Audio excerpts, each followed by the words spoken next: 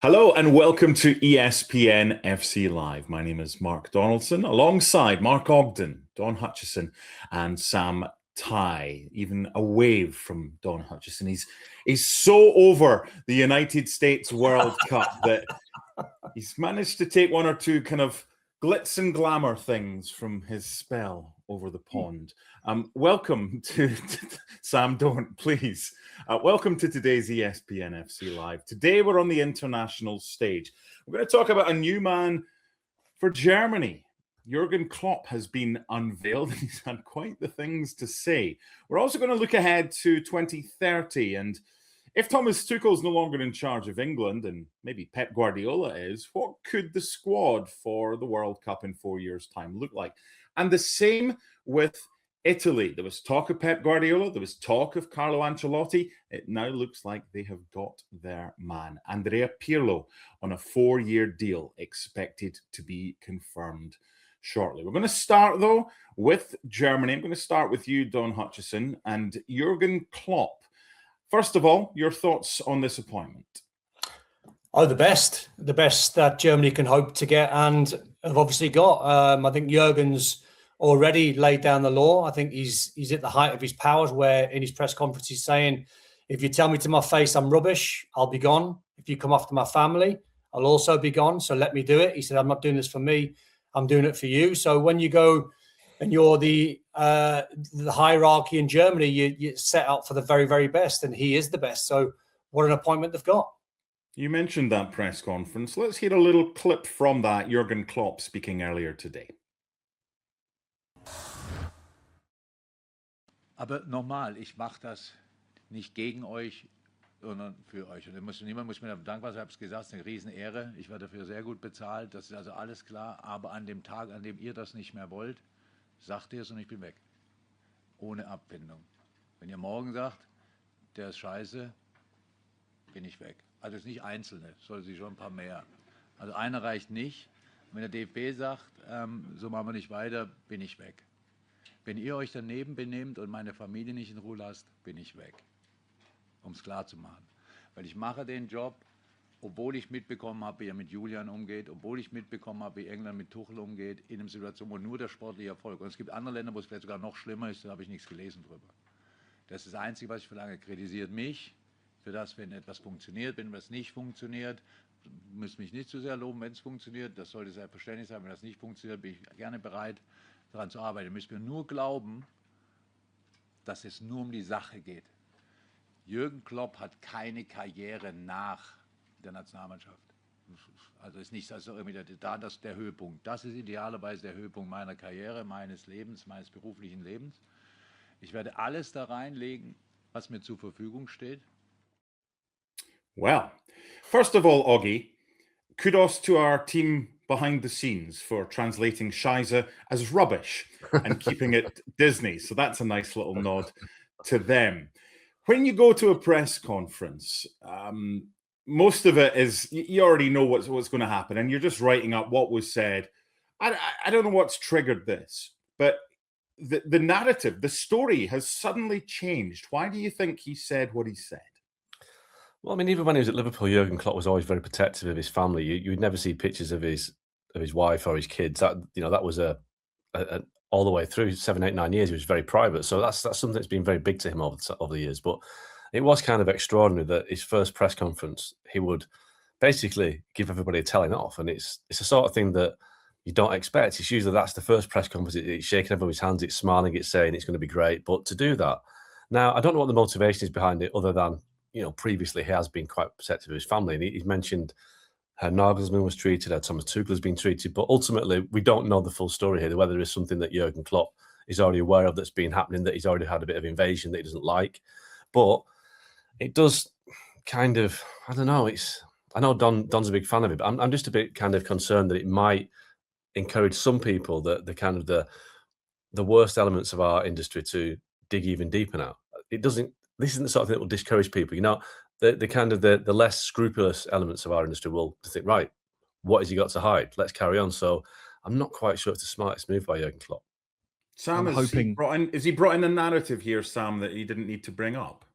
Look, we don't know the full story, as Mark says. I'm hoping this is a kind of like a let's create a siege mentality situation. Let's create an us versus the world mentality and really try to bond with the squad and create that kind of dynamic, which he has been very, very good at over the years. And he's tended to balance the relationship with the media and with his players very, very well as well. So I'm sensing Jose Mourinho style from narrative from this, and I'm hoping that that's what he's trying to create. It's that us versus the world mentality, which Germany currently really needs ultimately, because they don't actually have the talent to stack up against the very best.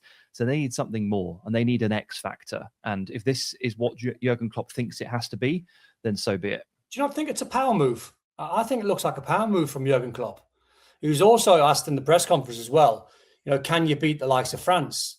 And he said, the question you should be asking me is, have we got the players that France have got? And the answer is no, but we can beat the French. That was more or less his mantra when he was at Liverpool. He never claimed to have the best players, but he claimed, as Sam said and Oggy said, to have the team spirit and, a group of players that will run through brick walls. And I think he's laying down a power move very early on to the press men to say, look, just judge me on the football. I don't want anything to do with the sideshow. Don't come after my family. I want nothing to do with it. Otherwise, I'll be gone. So I'm telling you straight. Like Oggy said, the horrible part is because we're all a little bit, older and wiser. And you just think there might be one or two journalists out there. If results don't go well, they might go down that direction just to get under his skin to see if he does really leave. That's the horrible part. Yeah, there's something not right about this, because he's being proactive rather than reactive. But if he's successful, then this doesn't happen. They've won the World Cup 4 times. They were brilliant in 2014. Remember that 7-1 win over Brazil? But they're not the same Germany side. And part of this show today is looking ahead to the World Cup in 2030. What's the England squad going to look like? What's the Italy squad going to look like? The German squad now, Mark, having lost in the round of 32 to Paraguay on penalties, and in 4 years' time, I know there's a heck of a lot of talent at Bayern Munich coming through. Could this be a good time for Jurgen Klopp to take charge of the German national side? Well, I mean, I think it probably can, because the one reason I'm saying that is because every big nation goes out of a World Cup, only one can win it, and the other ones are saying, "Well, how are we ever going to review this? We're going to root and branch review, and we're going to start again." The Germans have got a track record for doing that. The early 2000s, when it was going really badly for them, they took a step back and they realised what they needed to do, and they rebuilt, and they ended up winning the World Cup in 2014, as you say. Other nations, England being one, will constantly go around in circles, whereas the Germans are very ruthless at it.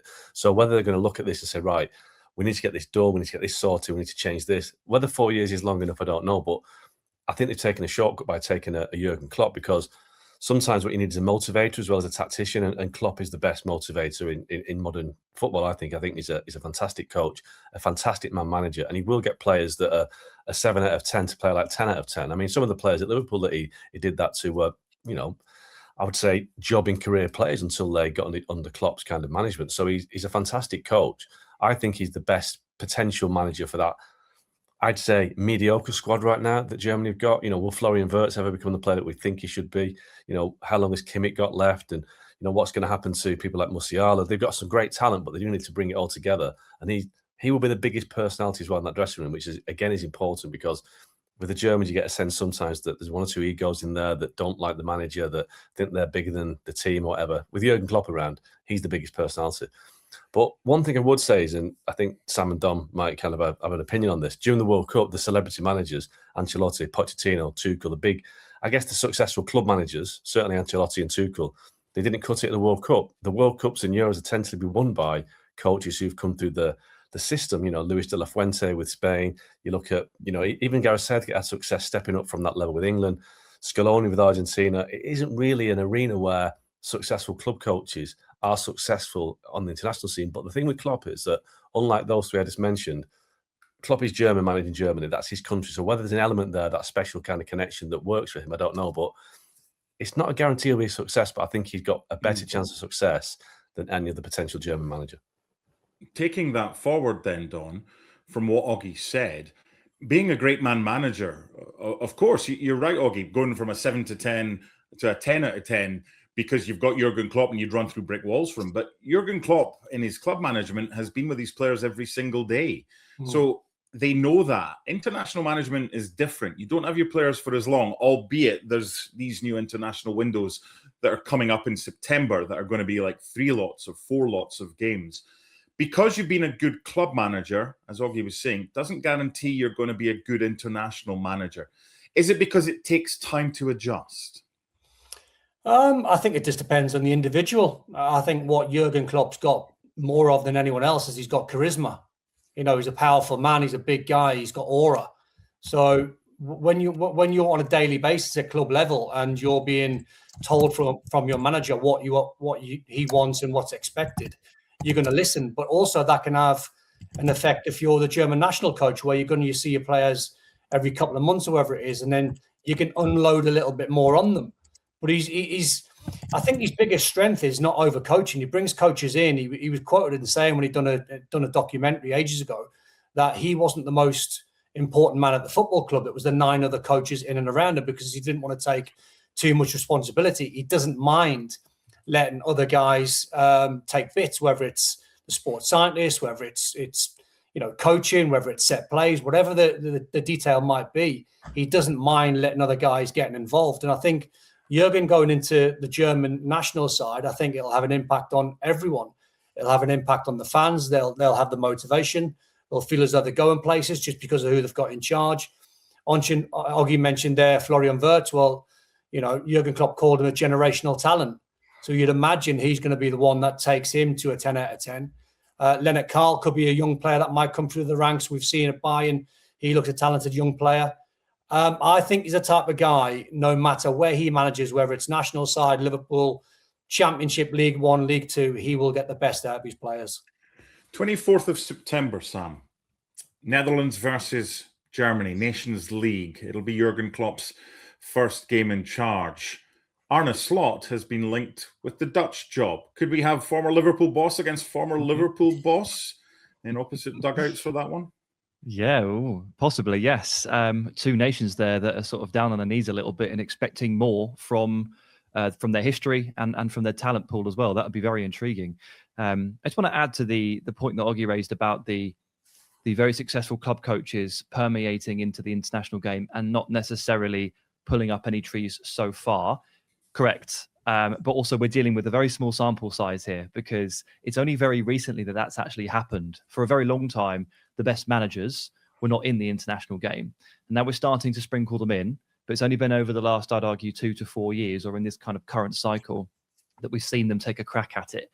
And, there's not a lot of room for success here. We already mentioned the fact that only one team can win and the rest fail. So it's not necessarily an experiment that hasn't worked. It's just that we're in the very early stages. And this is potentially an opportunity, as Oggy also points out, where you get the German manager managing the German team, which is unlike the other examples. And that should make a massive difference. Let's not beat around the bush there. But he's got a lot of work to do, because I regard this German team as good, not great. And they need, Pavlovic to step forward in 4 years and be mid-20s and be one of the best midfielders in the world. Perfectly reasonable for that to be the case. Musiala, Wirtz will be 27 at that point. Again, you could see that happening. But there's quite a lot of holes elsewhere. Goalkeeper, right back, presuming Kimmich isn't available at that point. This is a big job. And one of the reasons I think Klopp's magnetic character here is important is that Germany, this is an issue that a lot of nations are dealing with at the moment, but a lot of dual national players are making decisions going one way or the other. And it's very hard to figure out who's going to be representing who in 4 years' time when you see players that are playing under 17, under 18, under 19 level for one nation and then switching over. Like I certainly didn't think Ayoub Bouadi would be representing Morocco, at this most recent World Cup back in February, but he switched and moved. It's really hard to tell who's going to be playing for who. And Klopp is that kind of character that if you are on the fence about whether you represent Germany or Turkey or Germany or Morocco or wherever it might be, you might go, I want to play for that guy. And could he be crucial there in terms of securing talent for the pool that Germany are currently kind of losing out on?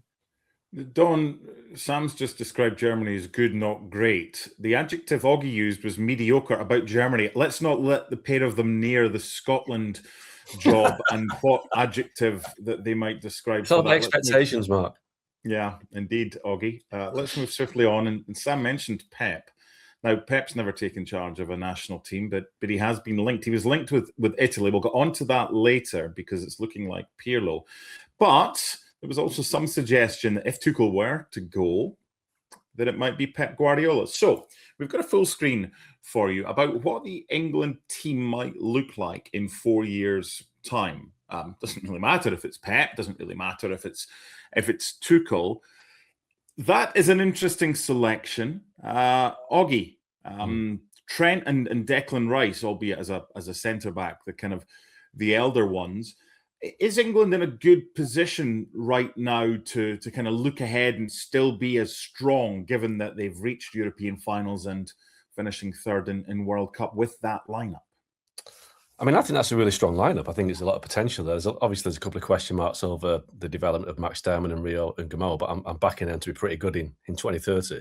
Obviously, the big question would be who scores the goals, because I don't think Harry Kane will be around in 4 years' time. I don't think he's physically going to be able to get around the pitch. I mean, I think he struggled a little bit in the tougher games in this World Cup. So, I mean, I think that for me is a promising team. Declan Rice at centre-half. I was intrigued by some comments by Graham Souness about Rice and how he thinks that he would end up as a centre-half. And I think Graham was very, very kind of on the money with what he said about Rice and Elliot Anderson as well, how, you know, we tend to overhype midfielders a little bit and in the modern age, but Rice has definitely got the ability, when he's 31, to drop into the back four. And Trent, you know, I admit that Trent Alexander-Arnold's defensive qualities aren't the best, but he's a talented player when he's got the ball at his feet. He's a real asset going forward. And I think one thing this squad in the World Cup lacked was players that could change a game in an instant, like Trent, like Cole Palmer, you know, maybe like a Phil Foden if he's ever back to his best. So I would have thought that if Pep Guardiola was in charge, I think we'd have a different kind of profile of team than Thomas Tuchel took.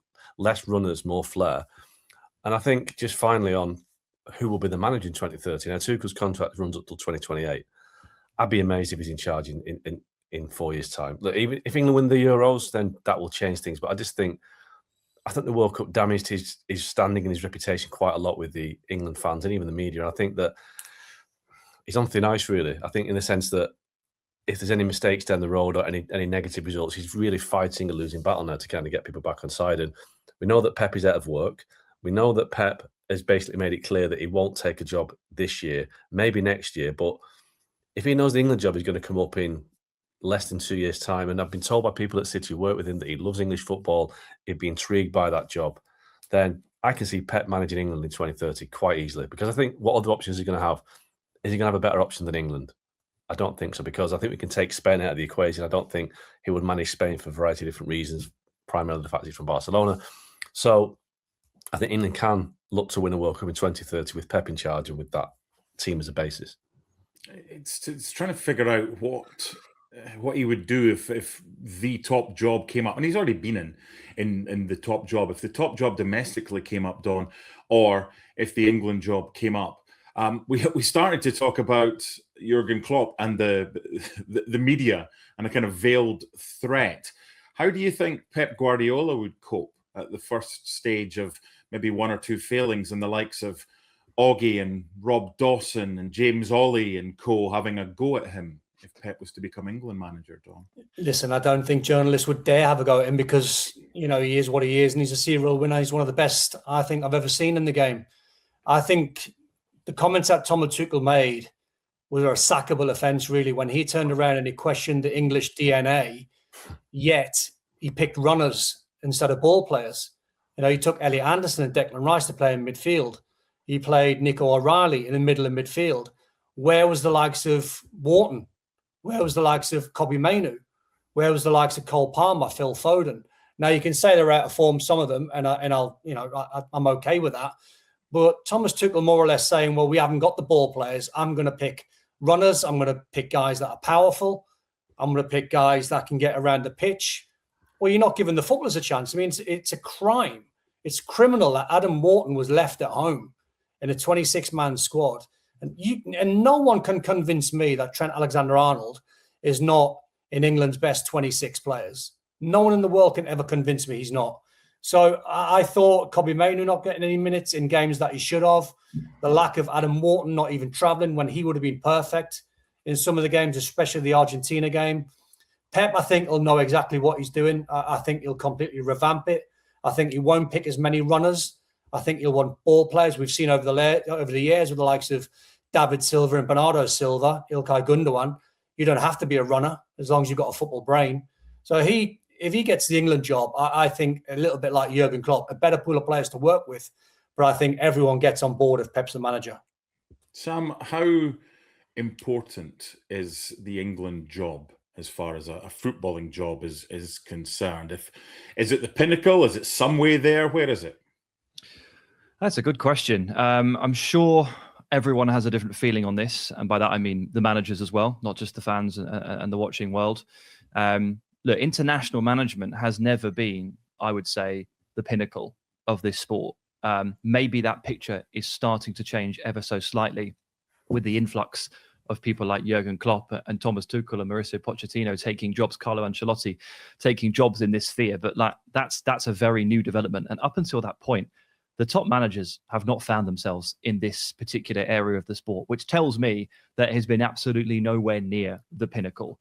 However, on a country by country basis, if you're an Englishman, and what do you aspire to be? What job would you want on your CV? What would you want to be able to tell your kids about?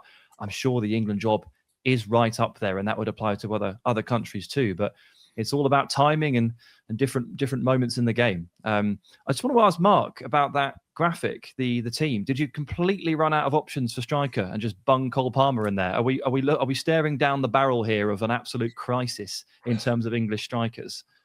Well, I think we might be. I mean, I can't. Obviously, Ivan Toney's going to be too old and not proven at the highest level. Ollie Watkins clearly didn't get much of a kick when he was playing the World Cup. Marcus Rashford's not a central forward. Liam Delap has really stalled at Chelsea. So, I don't know. I mean, who do you think? I mean, Anthony Gordon's been mentioned, but again, he's a winger rather than a forward. I don't quite know right now, if you're looking for a number 9, who that could be in 4 years' time. Liam Delap. Yeah. Don't laugh. Who else have you got? You put current up there instead of him. On current evidence, it can't be Delap, although there's lots of time to bounce back.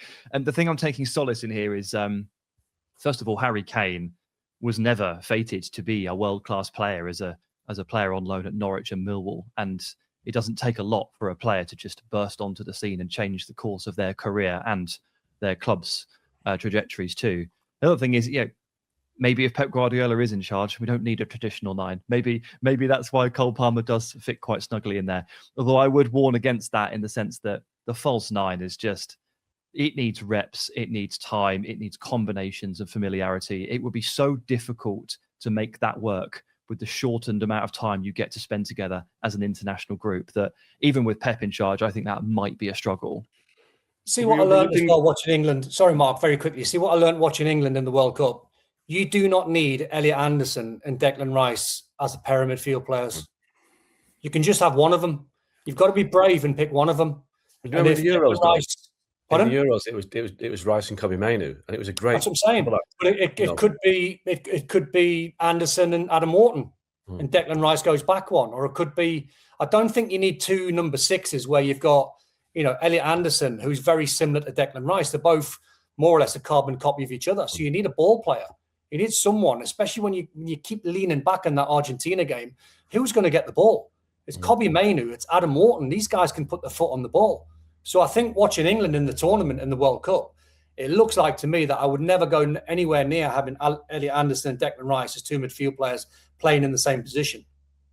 But also maybe overlooking the fact that one man for England scored more goals than anybody else for England has ever scored at a World Cup before, and that's Jude Bellingham. So that might be another option, although Sam and his false 9, that's a trigger point. That's like talking about a certain Chelsea player that's just joined Aston Villa on loan for 1 year. But we'll not go there because we did that yesterday.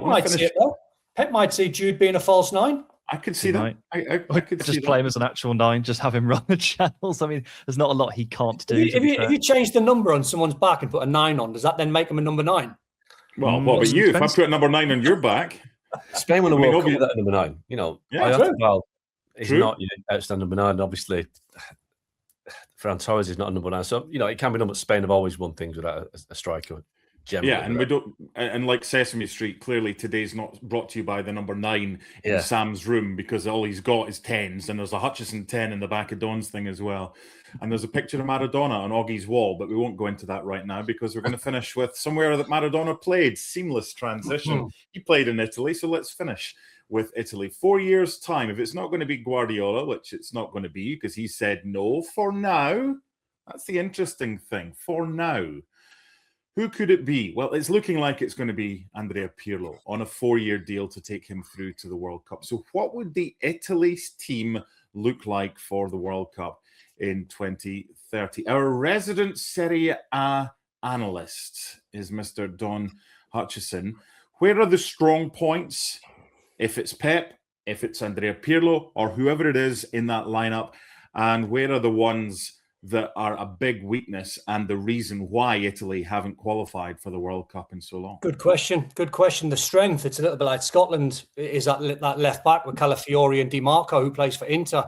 So there's lots of players. Barzagli, club player at right back. I've got Palestra, who had a cracking season last year, who's just moved to Chelsea. So I've gone for a little bit of youth. I think Bastoni and Scalvini. Scalvini, if anyone's not seen him play, is just basically John Stones. If he can stay fit, he's off the back of two ACLs. But Scalvini's a player, whenever I've watched him and I've been in contact with one or two guys that I know have had Premier League jobs, when they were in jobs, I told them to buy him straight away. I rate him that highly. Very, very close to John Stones. Ravella's a midfield player at Lazio, where a young boy at the minute who can anchor that midfield. Then you've got Tonali and Barella, two players that everyone's seen before. The weakness, I guess, is at number 10.